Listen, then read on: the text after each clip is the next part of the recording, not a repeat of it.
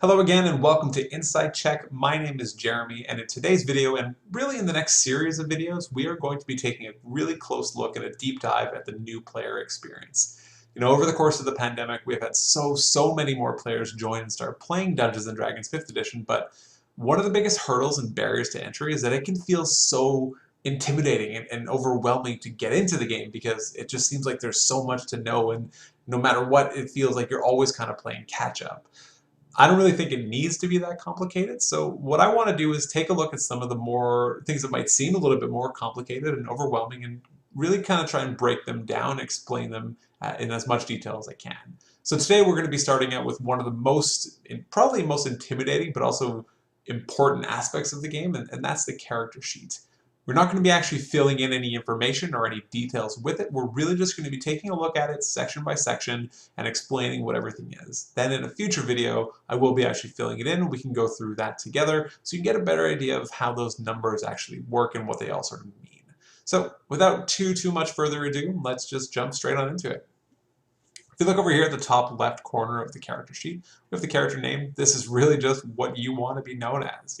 Super important to have a name that really befits your character. You want to be able to be recognized and known for your deeds, and you're going to be hearing it a lot, so pick something that you like. So if we take a look at the top right corner, we have a lot of core information to the character itself.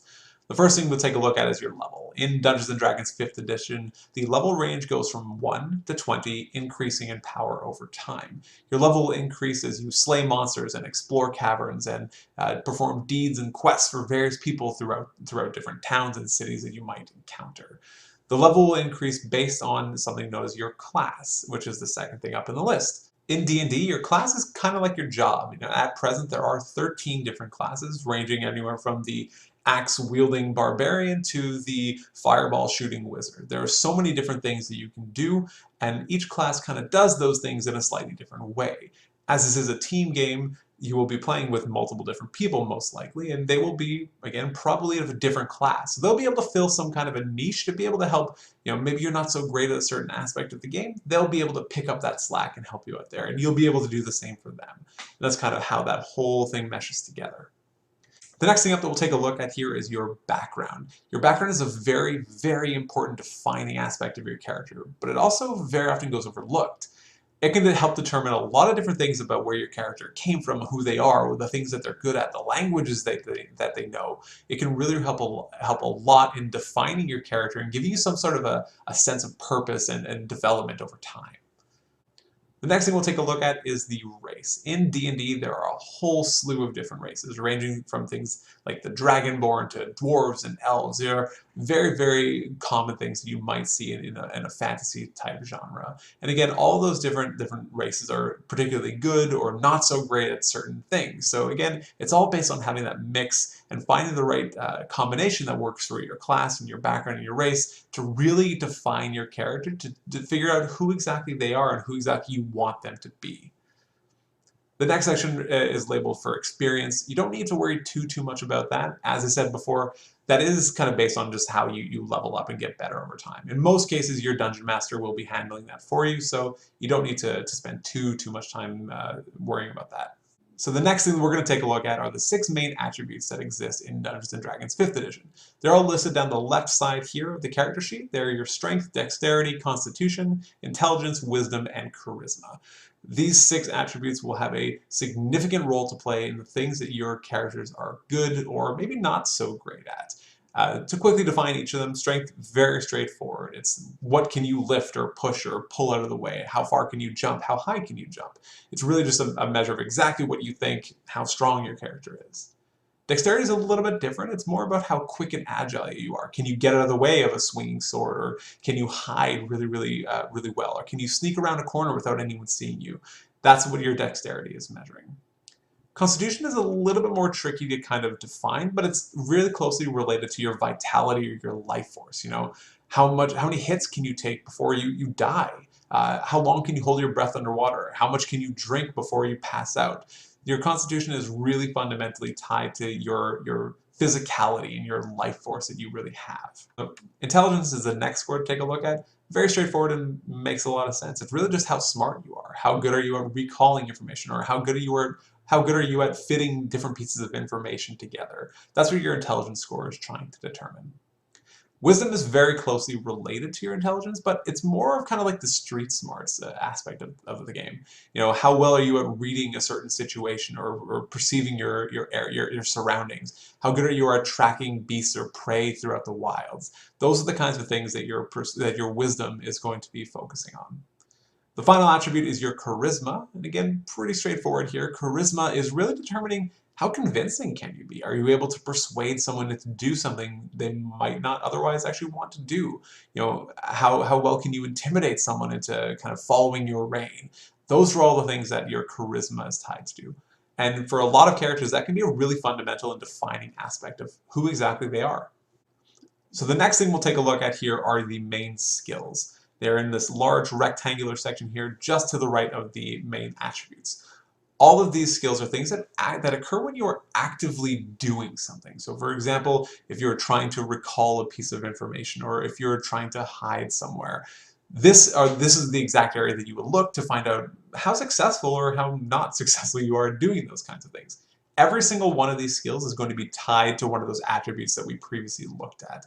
So for example, if you take a look at the top of the list, we have acrobatics listed there. This is going to be a good measure of how gracefully can you land from a tight fall? Can you tuck and roll? Can you get out of the way without taking too much damage?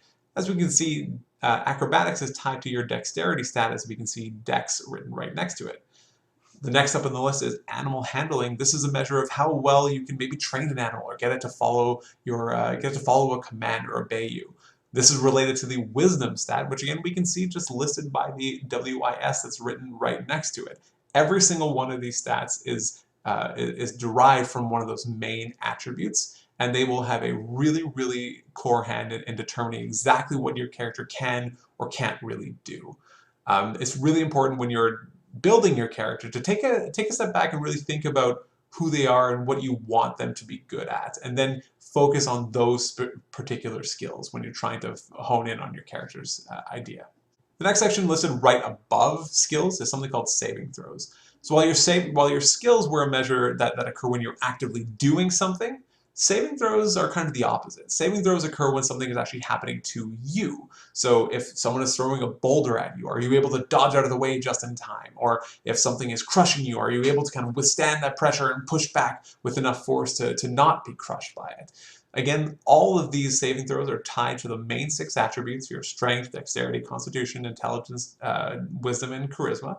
And they're just a measure of those individual stats. Right below these saving throws, we have a table listed for resistances. This is not something you'll be focusing on too much during the game. It's more of a combat thing, but essentially a resistance is something which lets you take less damage in the game. So for example, if someone throws a fireball at you, fireballs deal fire damage, and if you are resistant to that type of damage, you would take half damage effectively.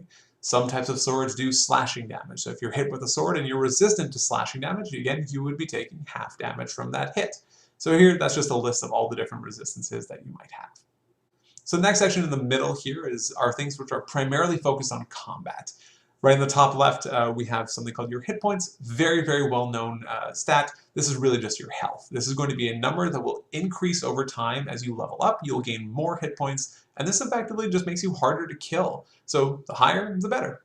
Your proficiency bonus is something which will give you a little bit of an extra boost to those skills that we were talking about earlier. Again, this is tied to your level. The more you level up, the higher that proficiency bonus will get.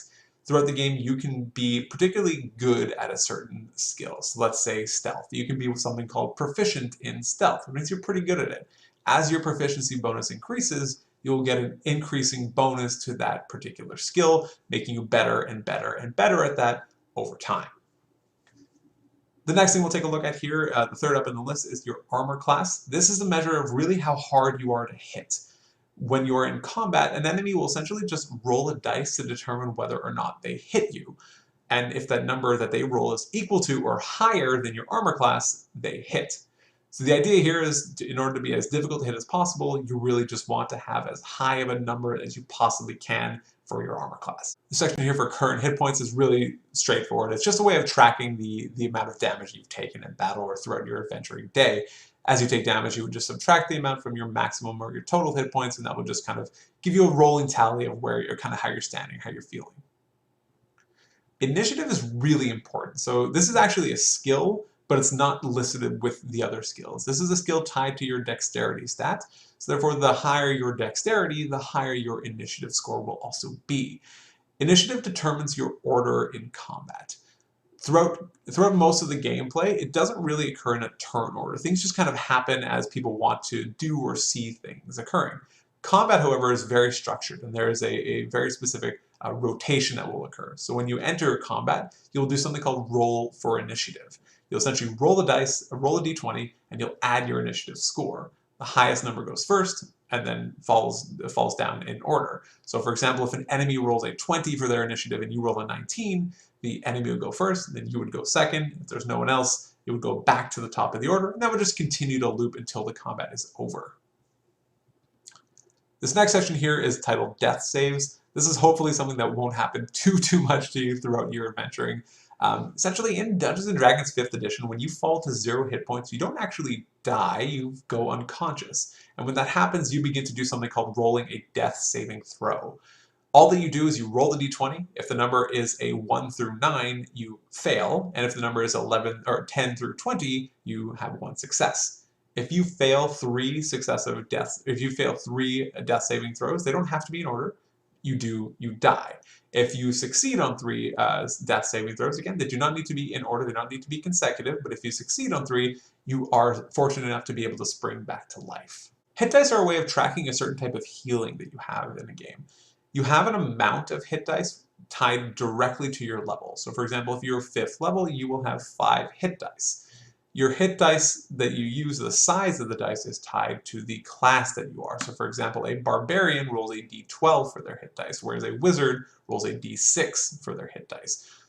So as you take something called a short rest throughout the game, which will vary in frequency depending on the types of combat or the frequency of combat within your game, you can roll hit dice to regain a certain amount of hit points during play without needing to consume things like potions or use healing spells and things like that. It's a natural way of recovering some kind of health as you just take some little bit of downtime to rest.